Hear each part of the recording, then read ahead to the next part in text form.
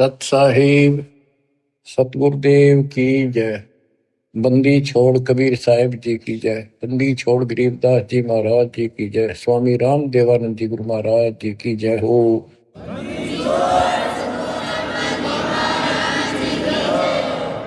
सर्व संतों की जय, सर्व भक्तों की जय, धर्मी पुरुषों की जय। श्री काशी धाम की जय, श्री सुडानी धाम की जय, श्री क्रोथा धाम की जय, श्री बरवाड़ा धाम की जय।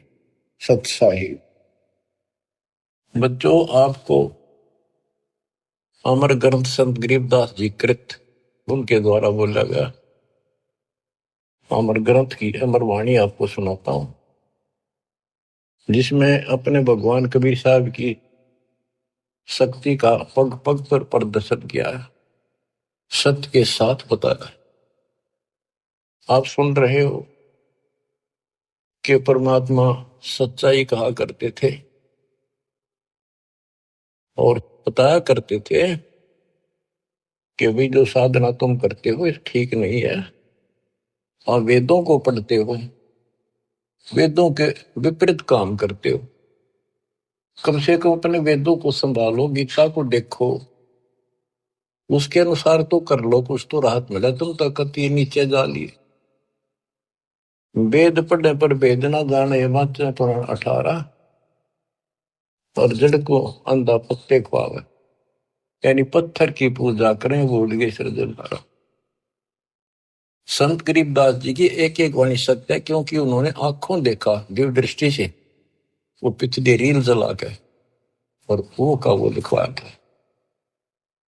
जैसे आज प्रकरण आपने सुना, जैसा भी आप प्रकरण सुनते रहे हो, पहले कई बार भी सुना, कि आखिर में सिकंदर लोधी ने ये कह दिया भी तुम एक दिन अपना फैसला कर लो तो किसकी भक्ति ठीक से।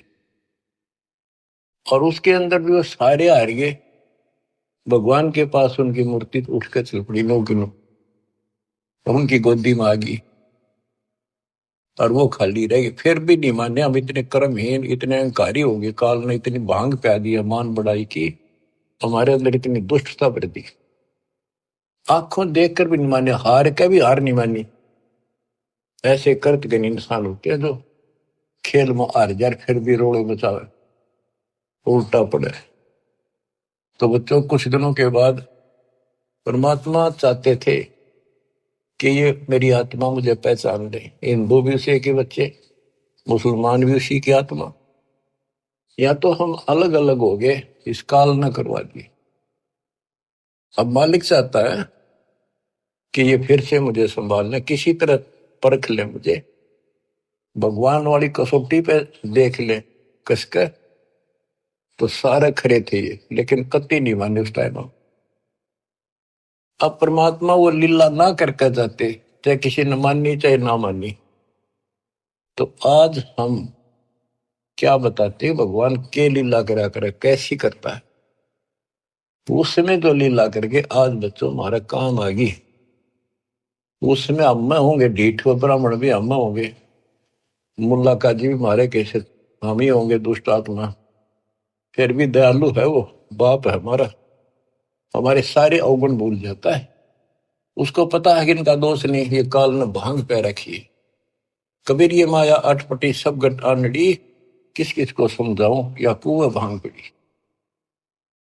तो दत्ता ने वो लीलाएं की जो भगवान किया करता है। आज वेदों से दास ने प्रमाणित कर दिया कि वेद ये कहते भगवान ऐसी लीला करता है। ऐसी लीला बता दो किसी ने करी हो, ईसा जी ने करी हो, हजरत मोहम्मद जी ने करी हो, हजरत मूसा जी ने करी हो, हजरत दाऊद जी ने करी हो, 1,80,000 पैगंबरों ने करी हो, राम कृष्ण ने करी हो, ब्रह्मा विष्णु शिव ने करी हो, बता दो जो वेदों से मेल खाती है। फिर हु इज गॉड? जो ऐसी लीला करता है ही इज गॉड। कैसी करता है? परमात्मा सबसे ऊपर के लोक में रहता है, वेद बताते, वहां से गति करके आता है, अच्छी आत्माओं को मिलता है।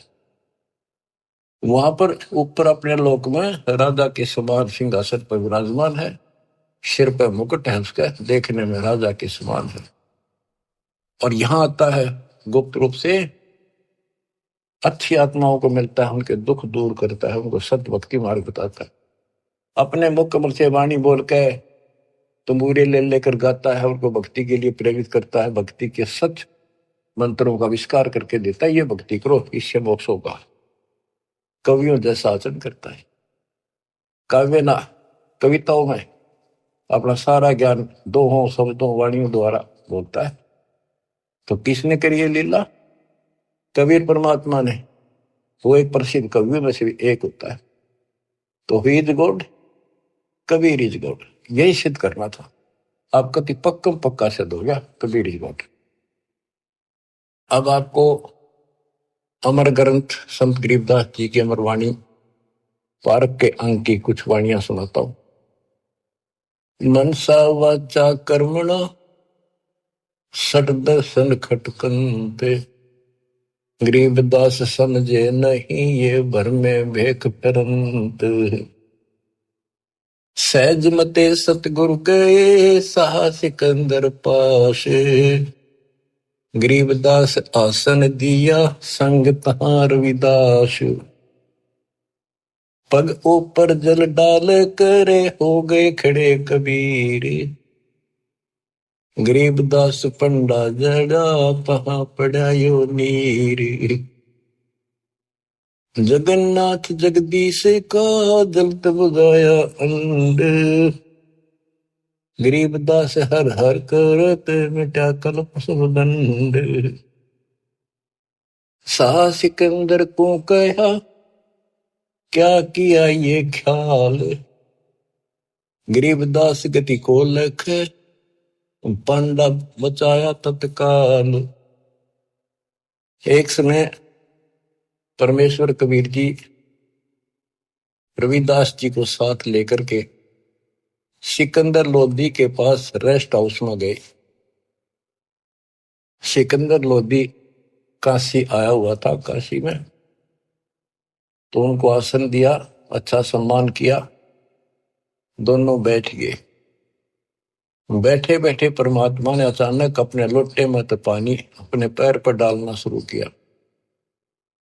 सिकंदर लोधी ने पूछा, हे महाराज ये क्या लीला करी आपने?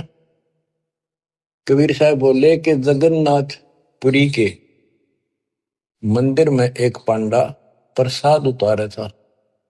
वहां पर प्रसाद कैसे बनाते हैं, चूल्हा जला दिया, उसके ऊपर टोकनी धरनी शुरू कर दी, टोकनी पीतल के।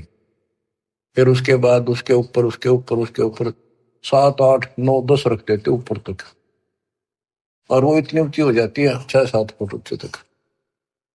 और उसमें क्या खासियत है, तो कुदरत है, विज्ञान की तरीका है। नीचे आग बाली जाती है तो सबसे ऊपर की खिचड़ी पकती है, ऊपर ले पात्र की, सबसे ऊपर के टोकने की।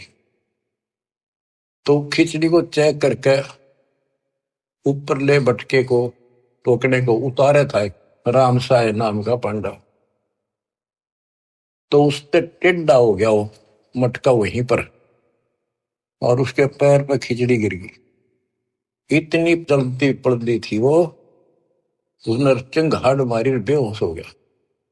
वही कबीर जी खड़े दिखे, उसने खड़े थे जब पहले से ही, और उसने एकदम हटाकर हाथ से खिचड़ी उसके ऊपर लोटे का पानी डाल दिया, जैसे बर्फ का पानी।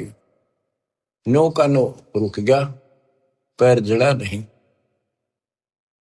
तो कबीर साहब उसमें बैठे थे सिकंदर लोधी के पास, अपने पैर पर पानी वहां डाला, वो पानी उसके पांडे के पैर पर जाकर काम करा।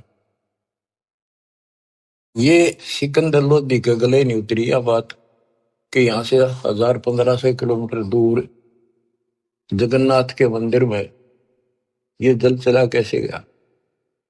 उसने कहते हैं 2 ऊंटों वाले दूत भेजे, ऊंटों पर सवार होकर गए और उनसे कहा कि सच्ची सच्ची लिख कर लाना, कोई मिलाना नहीं, मैं फिर से जांच कराऊंगा। तो वैसे वो सिपाही गए, तो उन्होंने पूछा जाकर भी ऐसे ऐसे पंडा कौन है जिसके पैर पे उस दिन खिचड़ी पड़ी थी, जलने से किसने बचाया उसको? सुन लो ध्यान से, पता करा जी ऐसे ऐसे था वो राम साय नाम का पंडा है। वो बुलाया गया, उनको बता दिया कि हम राजा सिकंदर लोदीन भेजे हैं, सच्ची सच्ची बताना, तेरा जो पैर जड़ा था खिचड़ी थे प्रसाद से, ज्वार की खिचड़ी बनती है प्रसाद, तो इन्हों बताओ वो पैर कैसे बचा तेरा। वो बोला जी मैं ऊपर से टोकना उतारू था, वो उबलती खिचड़ी पैर पे गिर गई, और यहाँ कबीर साहब खड़े थे, उन अपने लोटे में तो पानी डाला, कति बर्फ कैसा था, और मदद किल्ली मारी थी, चिल्ली बहुत बुरी तरह रोया, मर गया होता, इतने गर्म थी। तो उन पानी डालते ही कति शीतल हो गए, पीड़ा भी नहीं रही मेरा। कौन कबीर है वो लिखते गए, वो बताता गा कि काशी वाला कबीर, वो धानक जुलाहा कबीर, वो कब आया यहाँ पर, वो तो डेली आता है, वो तो रोज ही आता है, और जगन्नाथ के जितने भी सेवक है सब उनसे बात करता है, उनको दर्शन देता है। और 10 5 और कहा जी ऐसी बात है, बिल्कुल सच्ची, हम यही खड़े थे, इसने आवाज लगाई जो बाजी आए, हम तो इधर उधर से काम छोड़ के सेवा छोड़ के, तो दूत नो की नो लिख लेगी। अब इसको वाणी द्वारा सुनाऊंगा या ज्यादा असर करेगी। सहज मते स्वाभाविक सिकंदर लोधी के रेस्ट हाउस में जाते हैं, दरबार में, वहां दरबार लगाया करता था वो। सहज मते सतगुरु गए साहा सिकंदर पास, गरीबदास आसन दिया संग तहां रविदास, पग ऊपर जल डाल कर हो गए खड़े कबीर, गरीबदास पंडा जड़ा तहां पड़ा यो नीर, जगन्नाथ जगदीश का जलत बुझाया पंडे, गरीबदास हर हर करते मिटा कल्प सब दंड, सा सिकंदर को कहा क्या किया ये ख्याल, गरीबदास गति को लखे पंडा बचाया तत्काल, तुरंत ही पत्ती लिखाए कर भेजा सूत्र सवार, गरीबदास पहुंचे तहां पंथ लगे 10 12, ओ तिरगी सूत्र ऊंट पे, एक ऊंट पर बैठ कर सिपाही भेजा, और जाने में 10 दिन लगे उसको, तुरंत ही पत्ती यानी आदेश लिख कर भेज दिया कि ऐसा ऐसा सिकंदर लोधी की इन्हें जानकारी चाहिए, ये सच सच बता। तुरंत ही पत्ती लिखाए कर भेजा सूत्र सवार, गरीबदास पहुंचे तहां पंथ लगे 10 12, जगन्नाथ के दर्शन करे दूत पूछ है पंडे, गरीबदास कैसे जड़ा कहो व्यथा पग दंडे। वो दूत पूछता उस पंडे से कि सारी बात बता, तेरा कैसे पैर जड़ा था और किसने बुझाया। पंड कहा उस दूत से या विद जड़ा पांव, गरीबदास मटका फूट्या बेग ही दिया सिलाव, किन बुझाया मुझे कहो सुन पंडाइया पाव, गरीबदास साची कहियो ना कुछ और मिलावे, कति जो की तो बताना। पांडा कहे सोई साच मान सुन हो दूत मम बीरे, गरीबदास खड़े थे डाला नीर कबीर। अब जिसका लागे उसको पता है, मर जाता है कितने जबरदस्त खिचड़ी ऊपर पड़ गई उसका। पांडा कहे सोई साचे मान सुन हो दूत मम बीर, गरीबदास यहाँ खड़े थे डाला नीर कबीर, कहो कबीर खां बसत है कौन जिनों की जात, गरीबदास पांडा कही जो की त्यों ही बात। सिपाही बोला, राजा का मैसेंजर बोला कि यूं बता कौन कबीर कहाँ रहता है और उसकी जाति क्या है। कहो कबीर कहाँ बसत है, कौन जिनों की जात। गरीबदास पंडा कही, ज्यों की त्यों ही बात। वह कबीर काशी बसे, जाति जुलाहा ताश। गरीबदास दर्शन करें, जगन्नाथ के दास। नित ही आवत जाते हैं, जगन्नाथ दरबार। गरीबदास उस दुल्हदी को, पंडा लिया उबार। पांडे ने पतियां देखी, जो कुछ हुई निदान। गरीबदास बीती कही, लिख भेजा फुरमान। कि जो कुछ हो लिख अपना अच्छे दे दिया। कैसे इसको आए काशी नगर में, दूत कही सतगल। गरीबदास इस दुल्हदी की, बड़ी मंजिल जाजूल। आए काशी नगर में, दूत ना आकर सतगल सच्ची बात बता दी और कहा कि इस जुलाहे की महिमा को, उसकी लीला को कोई नहीं जान सकता। सा सिकंदर सुन थके, यो अतरत अधिकार। गरीबदास उस दुल्हदी का, नित ही कर है दीदार। यह बात सुनकर अतरत में पड़ गया सिकंदर लोधी कि वो इन्हों के रोज दर्शन करें। हरियो यहां बैठा। बच्चों अब आप समझन दोगे, सियाने होगे, आप बुद्धिमान होगे। आपको पहले ए का अनार, आ का आम, ख का खरगोश, ये सारा पढ़ा दिया। देखो गीता, देखो वेद, देखो पुराण क्या कहते हैं, भगवान कैसा है, कैसे मिलता है, क्या लीला करता है। आज आप इस ज्ञान को, मालिक की इस वाणी को सुनोगे, आत्मा आत्म विभोर होया करेगी, भावुक होया करेगी, रोया करेगी अपने मालिक ने। पहले तो ये विचार करोगे, हे भगवान देख कहाँ खड़े थे, किसने भगवान माने बैठे थे, और कितने दिन में जाकर बात सरे गली है, कितने दिन में बात सेट हुई दिमाग में कि सचमुच this is God, he is God, Kabir is God. बच्चों एक नहीं, अनगिन लीला है इस दाता की, अनगिन, जिसका कोई वार पार नहीं। और सुनाता हूं, गरीबदास जी ने तो भर रखा कति वरत अपने मालिक की महिमा से। आत्मा रोती है खुशी में, हे भगवान हम पापियों को कैसे शरण में दिया, कैसे समझाया। क्या क्या ताशा लेकर बिना जीवन सफर कर रहे थे, पूरी बकवाद मन में थी, ये कर देंगे, वो कर देंगे, कोठी बनावाएंगे, कार ले लेंगे। ले लिया था कार कि तो गधे बने पावा। बड़ी दया करी दाता। अब कुछ पानी कोमल सी सुनाता हूं। गिरिप बैरागर के गंज हैं, ऊंचे सुन सुमेर, सतलोक में तापर आसन मार कर, सुन मुरली की टेर। गिरिप उस मुरली की लहर से, कर जरे जो घास। गरीबदास आठ पखत पद में रहे है, कोई दिन हरि का दास। बच्चों ये मुरली जो है ना, परमात्मा के दरबार में बज रही है।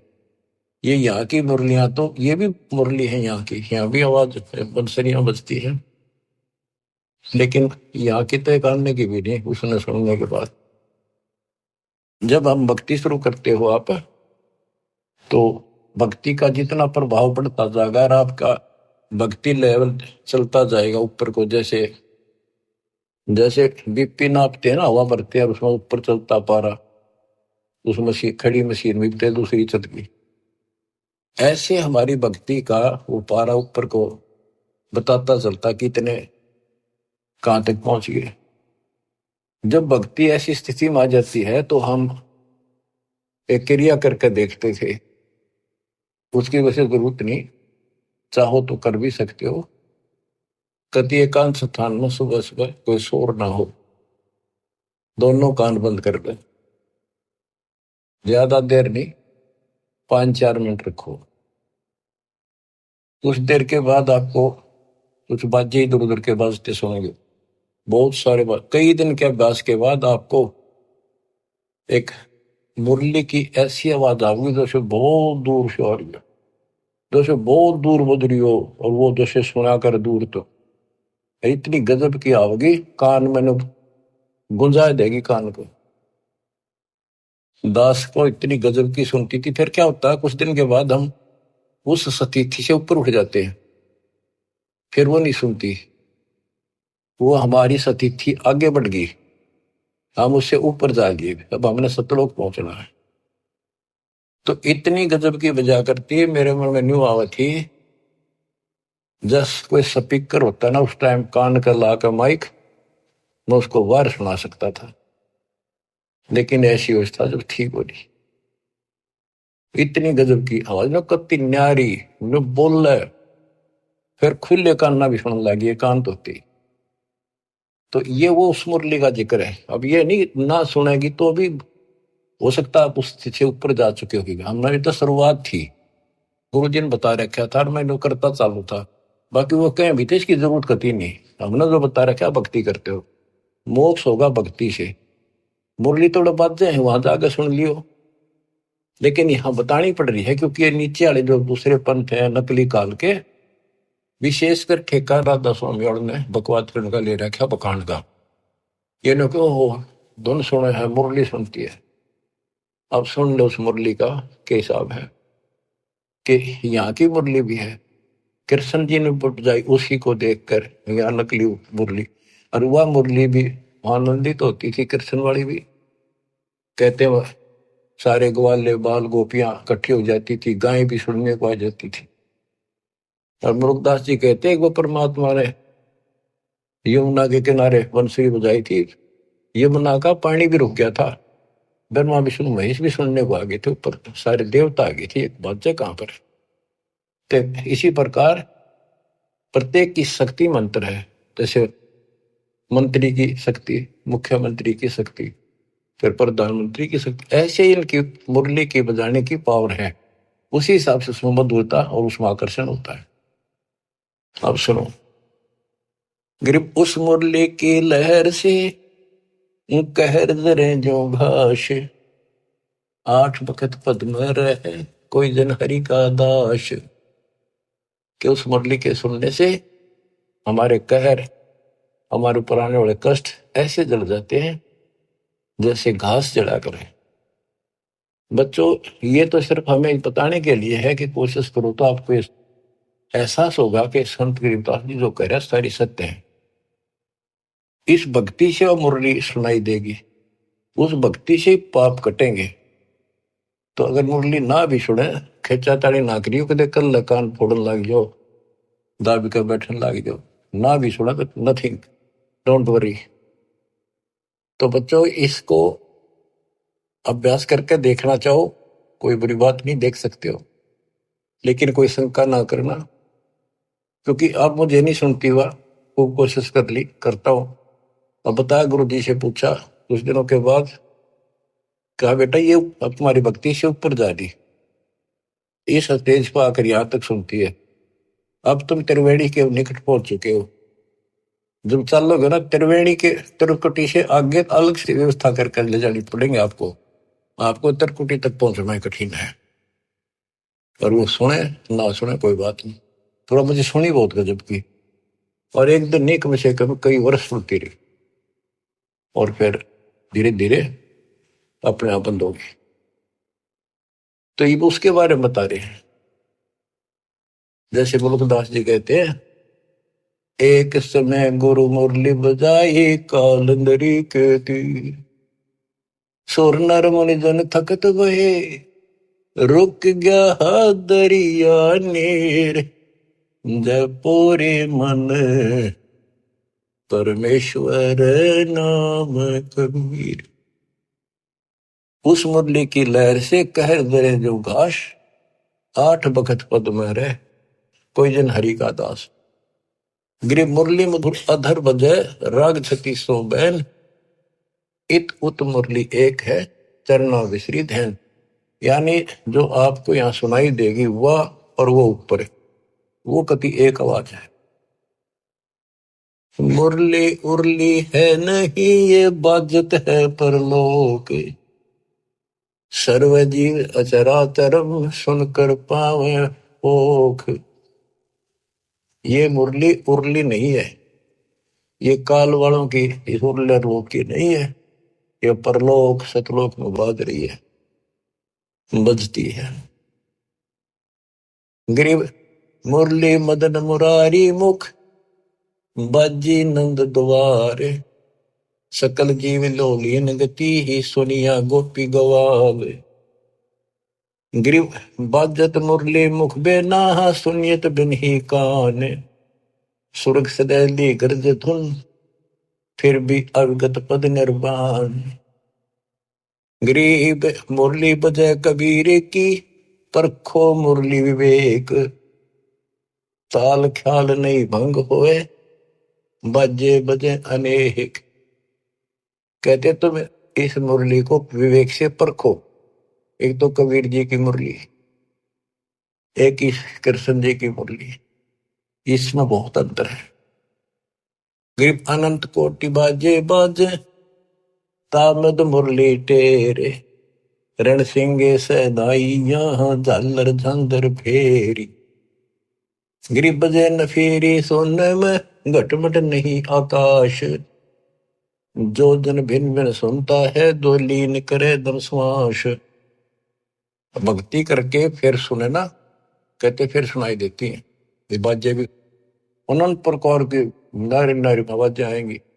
पर इन खिलौने में उलझियो ना, ये तो बताने की है। जैसे शुद्ध महल में सिद्ध 24 हंस में छोड़े विश्व भी सब, एक सिद्धि आकाश से उड़ जाए, एक सिद्धि जब पैर न लाई, एक सिद्धि कुछ खावे न पीवे, बहुत दिन बिना खाए रह जाए, एक सिद्धि जो बहुत उगती हुए। तो कहते इन 24 प्रकार की सिद्धि इस भक्ति में आ जाएंगी, पर उन्हें प्रयोग ना करेंगे, देखियो भी ना, कति बाढ़ में जाओ। तो ये वैसे बताने वाली बातें हैं, इनकी आपने कोई जरूरत नहीं।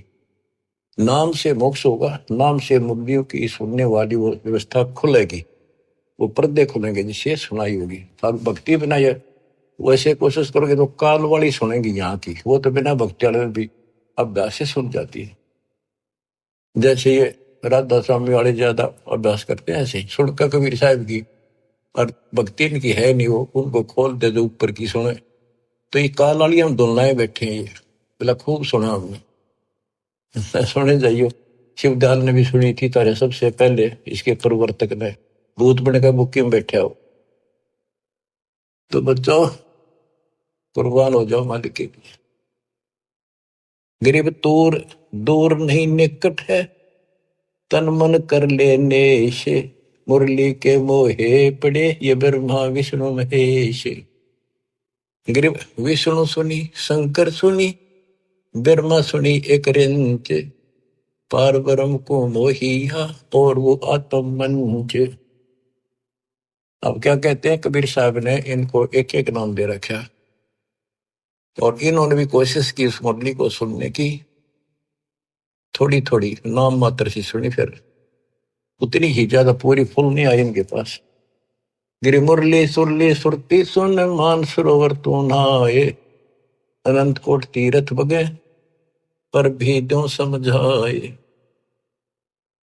गरीब मुरली बाज अगाध गति, शिव बिनत विष्णु सुन लीन, उस मुरली की टेर सुन नारद डारी बीन। नारद जी बीन एक बीना बजाते हैं बड़ी सुरीली, कहते उसने सुनकर उसने भी अपने बीन फेंक दी कि उसके सीता आनंद है नहीं। गरीब नारद सारद सब थके, सनक सनंदन संत, अनंत कोटि युग कल्लप क्या बाजत है बेअंत। सुंदर मूर्ति सोहनी, श्वेतांबर पैराडे, जैसे कृष्ण जी पीतांबर पहनते हैं ना, पीले वस्त्र, और वो भगवान श्वेतांबर सफेद कपड़े धारण करता है। गरीब सुंदर मूर्ति सोहनी, सोहनी परमात्मा की सुंदर मूर्ति, यानी सुंदर सकल है, सोहनी बहुत सुंदर। श्वेतांबर पैराने, मुरली जाके मुख बजे, दर दीवार गलता में। अब ये वाणियों को सुनना भी अति आवश्यक है, क्योंकि इनका जो डायरेक्ट प्रभाव आत्मा से है, ये आत्मा को खींचती है, चार्ज करती है। गरीब सुंदर मूर्ति सोहणी, श्वेतांबर पैराडे, मुरली जाके मुख बजे, दर दीवार गलता हान।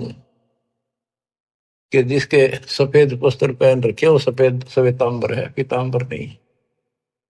और चाहे तो कैसे अंबर कर दे, पर उसका विशेष सफेद वाणा है।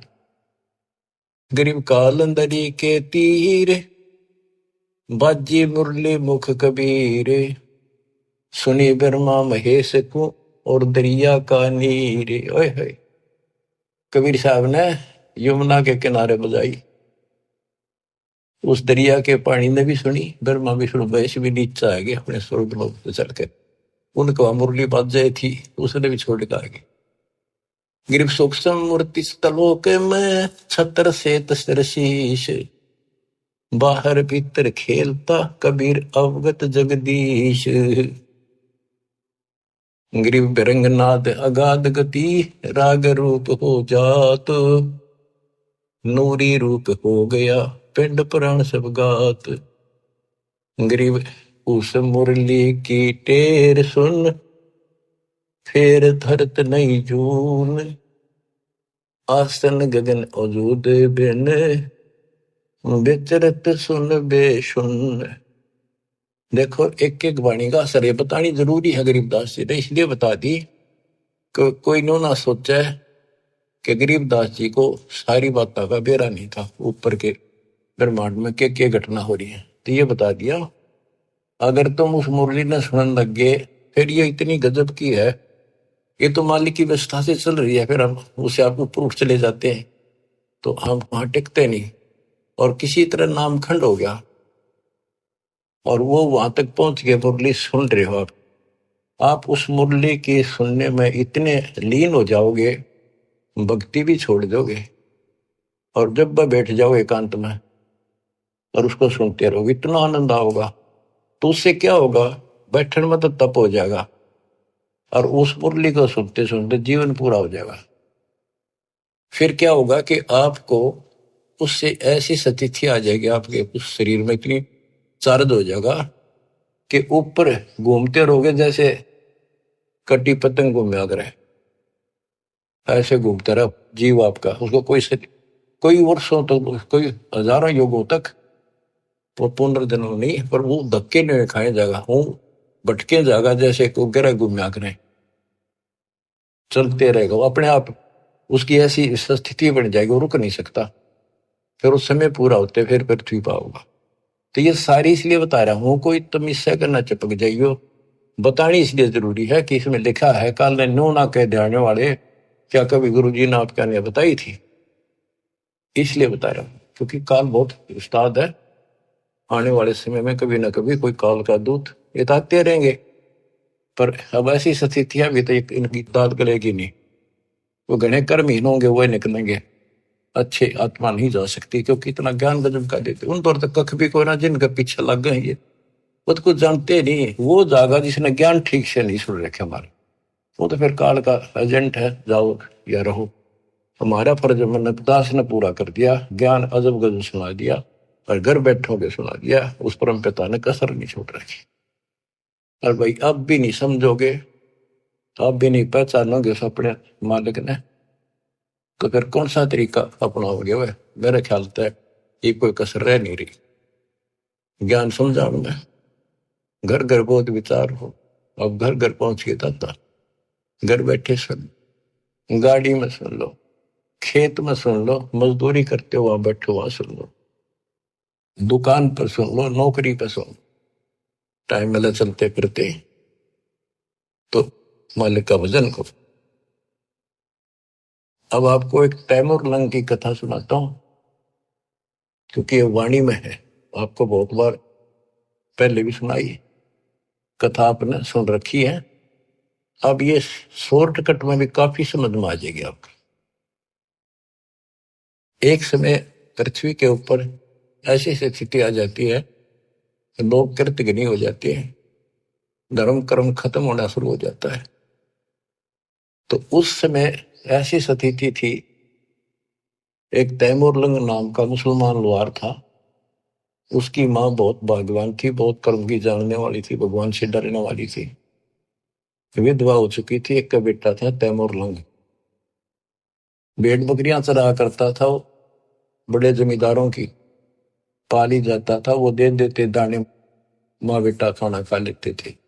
पहले पैसे नहीं होते थे, हमने देखा, हमारे सामने की बात है, जो पाली वगैरह हमारे यहाँ लगते थे, उनको साल में कपड़े, गेहूं चने महीने साल के बांध दिए जाते थे, छठे महीने दे देते थे। वो कपड़े लत्ते कभी कोई बनवा दिया, नगद नहीं देते थे। और जरूरत भी ना थी उस टाइम ऐसी कि माया की तय मांग ज्यादा असर कर रही है। तो परमात्मा कहते हैं, देखने के लिए पृथ्वी पर परमात्मा आज बचा कौन है। एक ऐसा रूप बनाया और एक रोटी मांगने लग गए थे उस क्षेत्र में, किसी ने एक रोटी नहीं दी, एक भिखारी का रूप बना के चल पड़े। और वहां तैमूरलंग बैठा था, तैमूरलंग से वहां कहा, भाई मुझे रोटी दो, भूख लगी है, रोटी दो।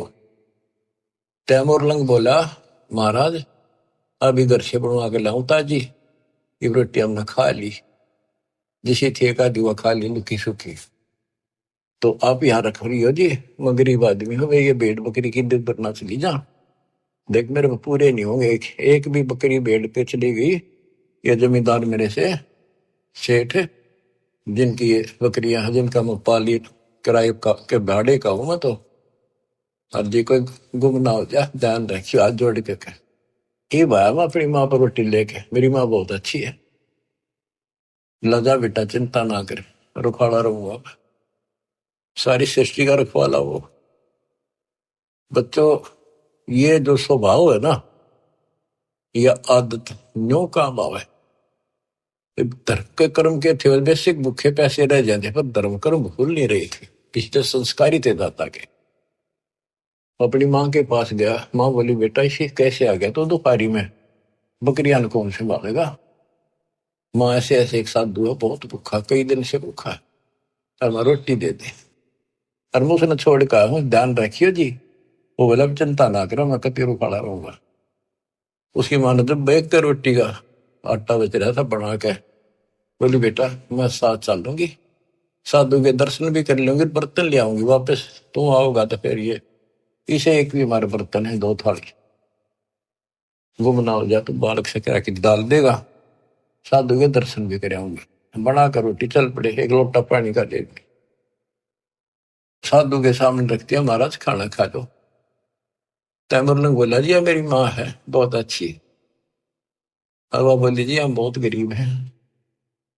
वो खाना खान लगे ना, मोटी मोटी रोटी उतार दी पहले, बड़ी बड़ी, बालक ने जितने ग्रास खाए, जितनी बार वो माई ने कहेंगे महाराज जी हम बहुत गरीब हैं, कति रोटी सुबह की हो जा, कई पर शाम नहीं होती, इसी तो दया करियो, आप रोटी टाइम पर खा जाओ और घना नहीं मांगते, दया करियो। परमात्मा ने रोटी खाई, इतना माई ने कई बार पकह दी। वहां एक साकल पड़ी थी भेड़ बकरी बांधने की, कई तो उसको बताते हैं लोहे की बेल हुआ करे, कई का चीड़ की बनी हुई थी, चीड़ की लकड़ी की, मतलब उसमें जैसे सन बांट के बना दिया करे, ऐसी उसकी साकड़ी ही बना रखी जैसी भी थी।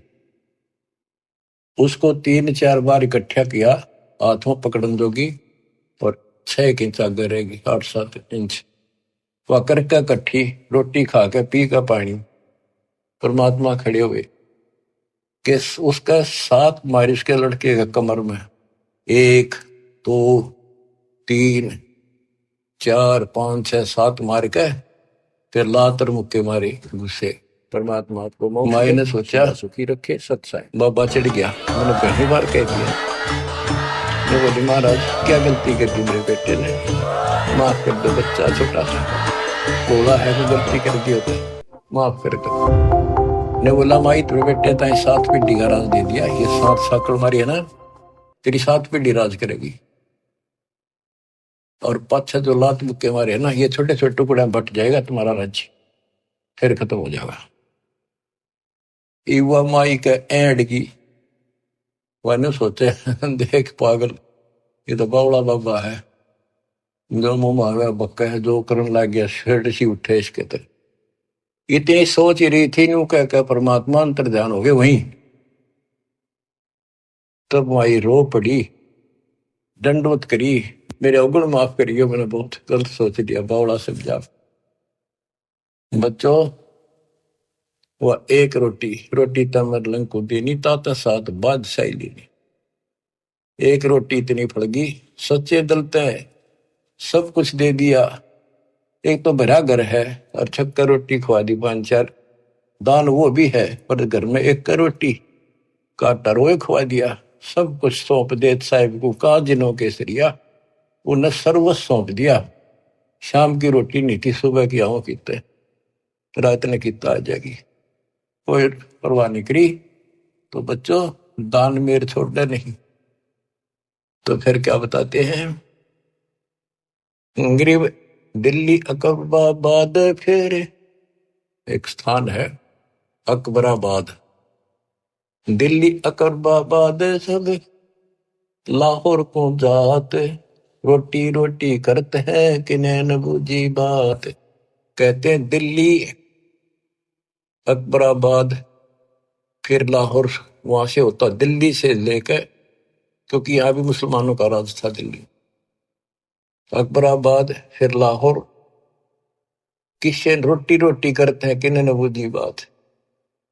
गरीब तैमुरलंग को तालीम मिले एक रोटी की चाह, जिंदा रूप कबीर धर ही सुनी तैमुरलंग की माए। गरीब रोटी पोई प्रीत से जल का ठूठा हाथ, जिंदे की पूजा करी मात पुत्र दो साथ। गरीब संकल का ढी चीट की सम्मुख लाई सात, लात मुक्के लाए कर जिंदा भया अजात, अदृश्य होगा। गरीब तैमुरलंग हूं मोरे है, मन में कुछ न चाह, मौज मेर मौला करी दीना तकत बिठाए। तैमुरलंग न तो यह सोची भी ना थी मैं राजा बनूंगा, वो तो अपने मस्त था भी, रोटी ठीक टाइम पे मिलन लाएगी। और कहते मौज मेहर मौला करी दीना तकत बिठाए। गरीब हिंद जिंद सब ही दी, सेत बंद लग सीरे, गड गजनी ताबे करी जिंदा इसम कबीर। के पूरा हिंदुस्तान सेतु बंद तक, अपना हिंदुस्तान सारा वहां पर जो सेतु बंद है, रामचंद्र जी ने उस उधर लंका पर धावा बोला, जो लड़ाई करी वहां तक, और गड गजनी तक, यहां तक का राज तैमुरलंग को दे दिया। गरीब सात सही सलनी के लिए पीछे डगमग ख्याल, तैमुरलंग और औरंगजेब लग इन पर नजर निहाल। तैमुरलंग से लेकर औरंगजेब तक दिल्ली का शासन, यानी यहां पूरा शासन इन 7 पीढ़ियों में किया। तैमुरलंग का तीसरा पोता था बाबर, बाबर के बाद फिर वो अकबर, इस तरह ये 7 हुए थे। शाहजहां वगैरह ये उसी प्रणाली के थे।